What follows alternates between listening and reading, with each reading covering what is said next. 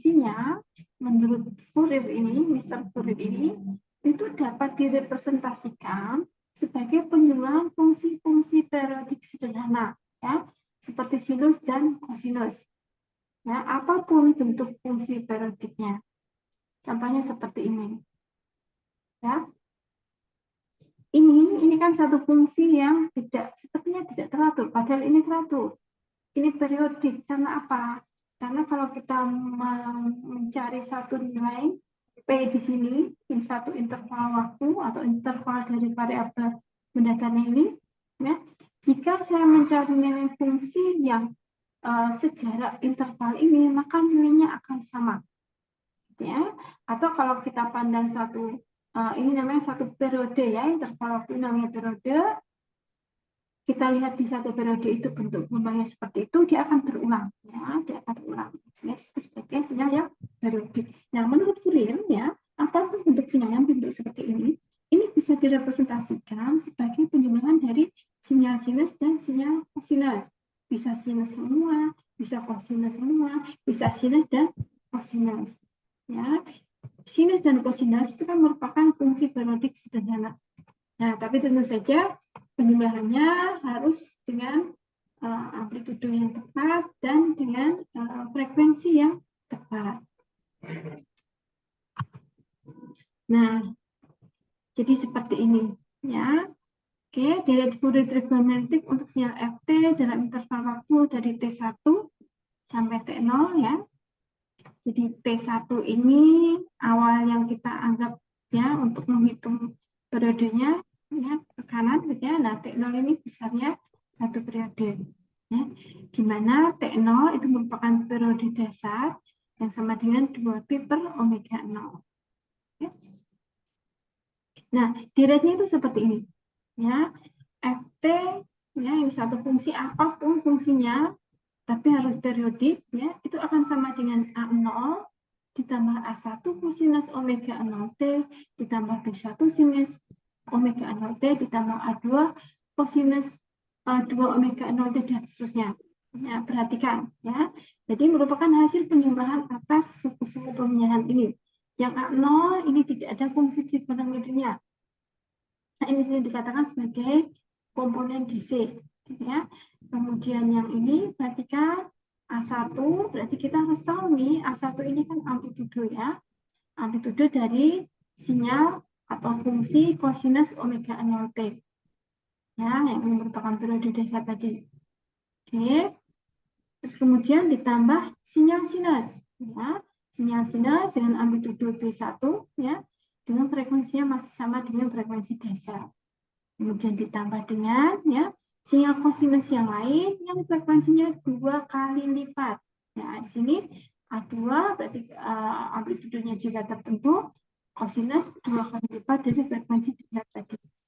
Ya, kemudian yang bagian sinus juga demikian, ya, 2 kali lipat dari frekuensi dasar. Nanti ditambah, ya, sampai tidak berpindah, ya.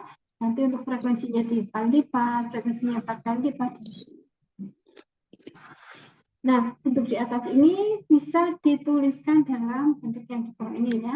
Jadi yang penjumlahan ini, ya, ditampilkan dengan sigma dari n sampai 1 sampai 3 AN cos N omega 0T ditambah BN sin N0 N omega 0T. Perhatikan tadi kita tahu ada A0, A1, B1, B2, A2, dan seterusnya yang merupakan amplitudo, ya, dari fungsi tadi, fungsi kosinus maupun sinus. Nah, itu Fourier, ya, Fourier itu memberikan rumusan untuk mencari nilai-nilai tadi. A0, AM, BN, dan seterusnya ini, ya, itu merupakan sering disebut sebagai koefisien Fourier. Nah, ini dia koefisien Fourier. Oke.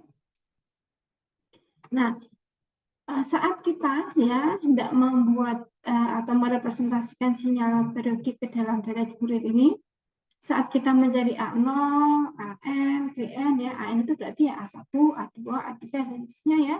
BN ya berarti B1, B2, B3, dan seterusnya. itu sering disebut sebagai analisis Fourier. Jadi kalau kita diminta untuk menganalisis Fourier apa? Ya kita mencari koefisien Fourier ini. Ya, yang sebenarnya kita mencari amplitudo dari gelombang-gelombang atau fungsi-fungsi yang ditambahkan dalam titik ini.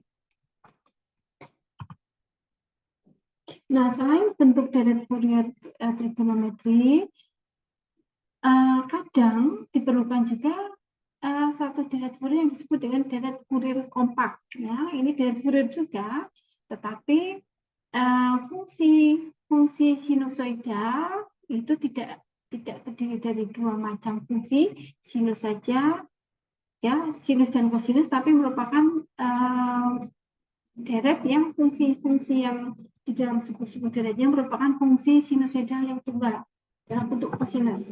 Ya. Jadi meskipun misalkan dari analisis awal tadi kita dapatkan deretnya ada sinus, ada kosinus, maka bagaimana? Ya kita ubah ke dalam bentuk yang hanya ada kosinusnya. Dan ini tidak masalah ya, karena kita tahu sinyal sinus dan kosinus itu sama. Ya kan? Sinyal sinus dan kosinus itu sama, yang berbeda hanya apa? Yang berbeda hanya pada mulainya kapan. Kan ya? Jadi kalau sinyal sinus itu 0 derajat itu masih 0, sinyal kosinus 0 derajat itu sudah 1. Ya, kan bentuknya sama. Ya. Oke, nah kita buat menjadi deret Fourier kompak seperti ini. Cn kosinus n omega 0 t plus, nah ini ada beda fase di sini ya, theta n. Nah, mencari bentuk Cn ini bisa menggunakan rumus ini ya. Oke, jadi Cn sama dengan AN kuadrat plus BN kuadrat. Jadi kalau C1 ya berarti A1 kuadrat ditambah B1 kuadrat diakar ya. A2 ya berarti C2 ya berarti A2 kuadrat ditambah B2 kuadrat diakar ya. Kemudian untuk beda fasenya tadi bisa menggunakan tangan min 1, maksudnya inverse tangan dari min Bn per N. Ya. Nah, tapi ya selain menggunakan rumus itu, bisa juga karena kita tahu bahwa sinyal sinus dan kosinus itu sebenarnya kan sama, ya bentuknya itu sama. Dan kita mengenal yang disebut dengan rumus-rumus identitas trigonometri. Kita tahu kalau ada minus cos X, maka nilainya akan sama dengan cosinus X dikurangi pi. Ya. Kemudian ini perubahan. Ya.